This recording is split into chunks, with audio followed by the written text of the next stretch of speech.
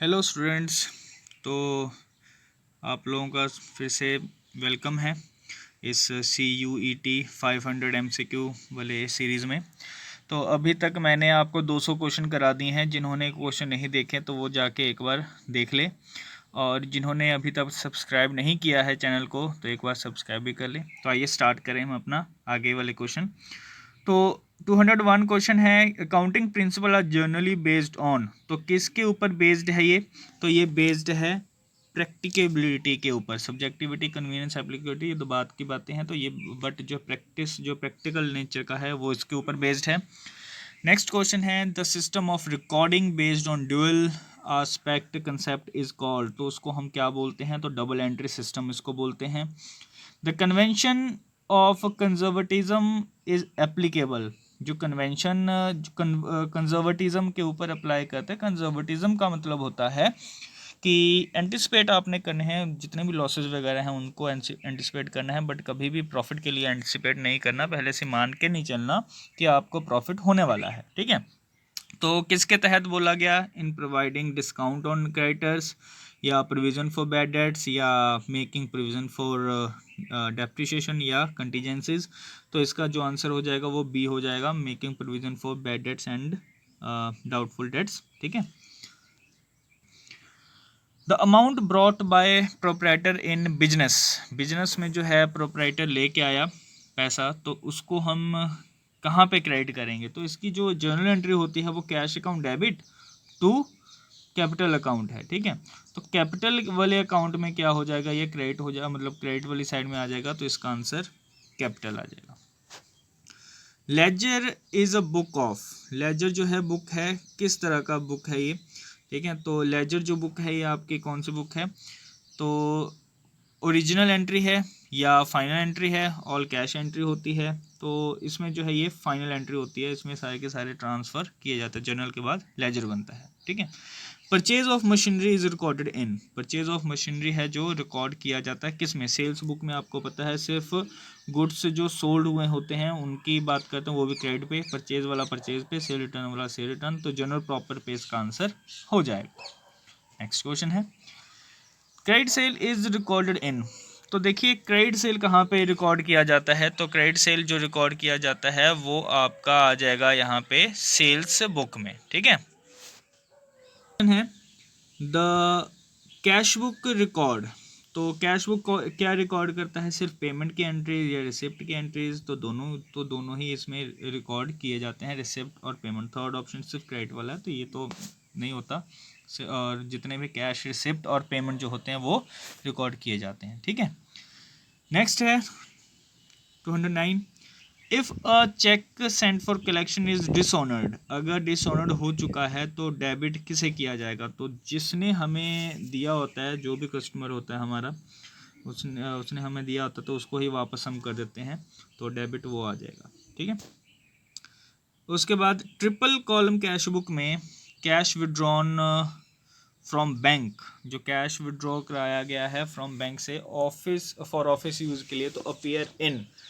तो इस तरह के देखिए जहाँ पे ट्रिपल कॉलम कैश बुक में कैश का कॉलम भी बनता है, उसके बाद बैंक का भी कॉलम बनता है। ठीक है। अगर दोनों पे ही जैसे इसकी जो एंट्री आएगी, क्योंकि ये कैश निकलवाया है तो कैश आएगा बैंक, मतलब cash account debit to bank आता है। ठीक है। दोनों ही एंट्री इसमें अफेक्ट हो रही हैं। तो इस तरह के एंट्री को हम बोलते हैं, क्या बोलते हैं? तो इसको कॉन्ट्रा एंट्री बोलते हैं, कॉन्ट्रा एंट्री। ठीक है। और कॉन्ट्रा एंट्री में दोनों ही जो साइड है वो अफेक्ट होती हैं, both side of cash book affect होंगे। नेक्स्ट है, bank reconciliation statement is prepared by. जो बैंक रिकन्सिलेशन स्टेटमेंट है वो कौन प्रिपेयर करता है? तो जो कस्टमर होता है बैंक का, ठीक है, वो प्रिपेयर करता है। बेसिकली ये सिर्फ देखना होता है कि मेरा बैलेंस, मतलब कैश बुक का बैलेंस और पासबुक का बैलेंस क्यों नहीं मैच कर रहा, सिर्फ वो गलतियाँ देखनी होती हैं। Debit balance of cash book means, जो डेबिट बैलेंस है कैश बुक का वो क्या शो करता है? तो क्या वो ओवरड्राफ्ट होता है, ओवरड्राफ्ट ऑफ कैश बुक होता है, क्रेडिट बैलेंस ऑफ पासबुक होता है, या debit balance as per day book होता है? ठीक है। तो इसका जो आंसर आ जाएगा वो सिंपल, इसका जो आंसर है क्रेडिट बैलेंस जो है पासबुक का, ये आ जाएगा। रीज़न क्योंकि डेबिट बैलेंस कैश बुक का है तो क्रेडिट बैलेंस पासबुक का होगा। Next, bank passbook is a copy of, जो पासबुक की जो मतलब बैंक पासबुक की जो कॉपी होती है वो क्या है? क्या वो cash column of customers cash book है, या bank column of customers cash book है, या customers account in the bank ledger है, या supplier account in customers account in supplier ledger है? ठीक है, तो इसका जो आंसर आ जाएगा वो सी आ जाएगा, customers account in banks ledger. ठीक है, कस्टमर का अकाउंट जो होता है वो होता है पासबुक की copy. Error which affect one side of an account are called, जो एरर है एक साइड के अकाउंट को अफेक्ट करेगा तो उसको हम सिंपल हम क्या बोलते हैं? Single sided error. नेक्स्ट है purchase return to 200 of 200 to mister P is if entered in the sales book. देखिए जब सेल्स बुक आ गया ना, बुक, ठीक है, तो वो दोनों ही अफेक्ट करेगा, चाहे वो पी का हो चाहे सेल्स हो, तो दोनों को ही अफेक्ट करेगा। अगर यहाँ पे लिखा होता कि उसके अकाउंट में, ठीक है, तो वो सिर्फ एक को अफेक्ट करता है, तो इसका जो आंसर आ जाएगा वो डी ऑप्शन आ जाएगा, परचेज रिटर्न और सेल्स अकाउंट जो है दोनों ही आ जाएंगे। ठीक है, उसके बाद 216, तो 16 का क्या है कि sales to Ram posted to his account. ये देखिए यहाँ पे आ गया कि हिज अकाउंट, उसके अकाउंट में हमने 363 डाल दिया, दूसरा वाला जो बिल्कुल ठीक है, तो इसका आंसर जो है राम्स अकाउंट हो जाएगा, इसका ही अकाउंट जो है वो अफेक्ट होगा। नेक्स्ट 217 16 के बाद which state which of the following error is not revealed, reveal नहीं कर सकता, शो नहीं कर सकता। Error of complete omission, carrying forward, totalling, partial omission. तो जो कंप्लीट ओमिशन, ओमिशन का मतलब होता है भूल जाना। Entry goods purchased for resale is an example of, अगर कॉस्ट जो है परचेज हमने क्या किया है कि गुड्स को परचेज किया है रीसेल के लिए, तो वो क्या है? तो वो हमारे रेवेन्यू एक्सपेंडिचर हैं, जो कि डे टू डे आप हमेशा जो करते रहते हो उसको हम रेवेन्यू एक्सपेंडिचर करते हैं। जैसे आपने सैलरी दे दी, तो ये जो गुड्स आपने परचेज किए हैं वो डेली बेसिस पे आज सेल हो जाएगा, कल सेल हो जाएगा, ठीक है, तो वो रेवेन्यू एक्सपेंडिचर है, उसको बनाने का जो खर्चा है उसको हम रेवेन्यू एक्सपेंडिचर बोलते हैं। Revenue receipt dash in business, तो वो रेकरिंग नेचर के होते हैं, आज नहीं तो कल आपको वो सेल करके या किसी न किसी थ्रू आपके पास पैसे आते ही रहेंगे, तो वो रेवेन्यू रिसिप्ट होते हैं। 220 Shankar introduce 5000 as additional capital, जो शंकर ने इंट्रोड्यूस किया है 5000 एज एडिशनल कैपिटल, वो क्या है? तो ये अमाउंट जो है वो क्या होता है आपका? कैपिटल रिसिप्ट हो जाएगा। रीज़न क्योंकि ये एक कैपिटल है बिजनेस के लिए, कैश टू कैपिटल इसकी जो जर्नल एंट्री होती है, तो ये कैपिटल हो जाएगा। नेक्स्ट है preliminary expense are an example of, preliminary expenses किस तरह का एग्जांपल है? तो ये डेफर्ड रेवेन्यू एक्सपेंडिचर है, इसको over the period write off हमने करना होता है, इस वजह से ये डेफर्ड रेवेन्यू एक्सपेंडिचर होगा। An expenditure is treated as capital nature, जो एक्सपेंडिचर हम करते हैं कैपिटल नेचर के, when the receiver of the amount is going to use it for purchase of fix asset, तो जो रिसीवर हैं अमाउंट जो भी हमने किया गया है, तो वो परचेज ऑफ फिक्स एसेट के लिए है, या increase in quantity of fix asset है, या paid meeting the normal expenses, या decrease the quantity of other asset. ठीक है, तो इसका जो आंसर आ जाएगा वो आ जाएगा increase the quantity of fix asset. जितने फिक्स एसेट आप खरीदते जाओगे तो वो पैसा आपका जो हो जाएगा वो एक्सपेंडिचर हो जाएगा, और वो कौन से नेचर का होगा? तो वो कैपिटल नेचर का होगा। Next question, trading account is prepare to find out, trading account जो है वो किस तरह का अकाउंट है, ये क्या फाइंड आउट करता है? तो जीपी और लॉस, नेट प्रॉफिट और loss, financial position, position of partner. तो जो इसका आंसर आ जाएगा वो आ जाएगा सिंपल, ट्रेडिंग अकाउंट से क्या आ जाएगा, आता है आपका जीपी या जीएल जो है ग्रॉस प्रॉफिट या ग्रॉस लॉस आता है। Outstanding salary are shown as, जो आउटस्टैंडिंग सैलरी है वो क्या शो करती है? तो ये आपके सिंपल ये लाइबिलिटी शो करते हैं, ठीक है, एक्सपेंस नहीं है, और ये लाइबिलिटी आ जाएगी। इंटरेस्ट ऑन ड्राइंग, जो इंटरेस्ट ऑन ड्राइंग है वो क्या है? तो expenditure of for the business, नहीं एक्सपेंडिचर तो नहीं है, एक्सपेंस भी नहीं है। गेन फॉर द, हाँ तो ये जो इंटरेस्ट आया है ड्राइंग्स के ऊपर या कंपनी को मिलता है, बिजनेस को मिलता है ओनर से, तो ये गेन होता है बिजनेस का। बैलेंस शीट इज अ, तो बैलेंस शीट ये क्या है, ठीक है, स्टेटमेंट है, अकाउंट है, लेजर है, बुक है, तो ये एक स्टेटमेंट है। 227 wages is an example of, जो वेजेस है वो एक एग्जाम्पल है, क्या कौन सी एग्जाम्पल है, तो कैपिटल एक्सपेंस है, इनडायरेक्ट एक्सपेंसेस है, डायरेक्ट एक्सपेंस है, रेवेन्यू है एक्सपेंस, तो ये किस तरह का है, तो ये डायरेक्ट एक्सपेंस है, ठीक है। Bill of exchange payable after a certain period is known as dash bill, जो बिल ऑफ एक्सचेंज है एक सर्टेन पीरियड के बाद जो पेमेंट करेंगे तो वो क्या है, नॉन एज टाइम बिल कहते हैं, या अकोमोडेशन बोलते हैं, या रेवेन्यू बिल बोलते हैं, या डिसऑनर्ड बोलते हैं, ठीक है। तो जो इसका आंसर आ जाएगा ये टाइम बिल कहलाता है, मतलब 3 महीने के बाद हमने पेमेंट करनी होती है, जो भी आपका टाइम पीरियड होगा, या मैक्सिमम 3 मंथ ही होता है। और a genuine trade transaction is termed as dash bill, तो इसको हम क्या बोलते हैं, तो इसको हम ट्रेड बिल बोलते हैं। नेक्स्ट क्वेश्चन है, अ bill which is not an inland bill is a dash bill, ठीक है। तो कौन सा बिल जो है इनलैंड बिल नहीं होता, आउटवर्ड, इनवर्ड, फॉरेन और न्यू। तो ये फॉरेन बिल, मतलब इनलैंड का मतलब जो डोमेस्टिक टेरिटरी के अंदर अंदर जो होते हैं वो इनलैंड बिल होते हैं, और फॉरेन वाले जो होते हैं वो कह लो कि इनलैंड बिल नहीं होते।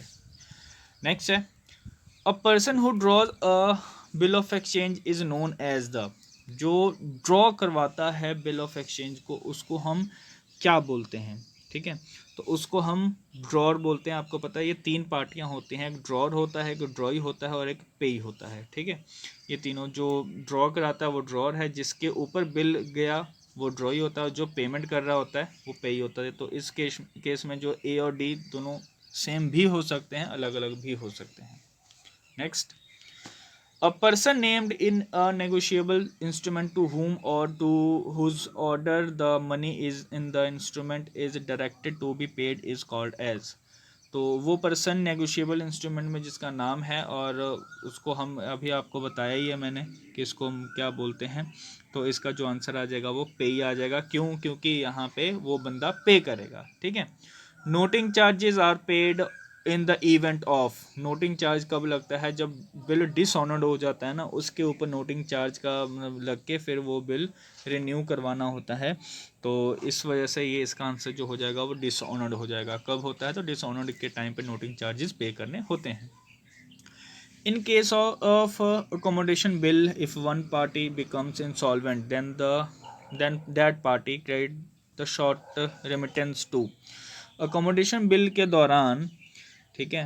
तो इसमें जो बोला गया है कि अकोमोडेशन बिल के दौरान इफ़ वन पार्टी, अगर एक पार्टी जो इंसॉल्वेंट हो जाती है तो दूसरी पार्टी क्रेडिट हो जाएगी शॉर्ट टर्म रेमिटेंस के लिए जो कुछ एक्सपेंस करना होता है, ठीक है। वो क्या है? तो वो डेफिशिएंसी अकाउंट के लिए होता है, ठीक है। ये डेफिशिएंसी अकाउंट के लिए ये किया जाता है, तो इसका आंसर ए हो जाएगा।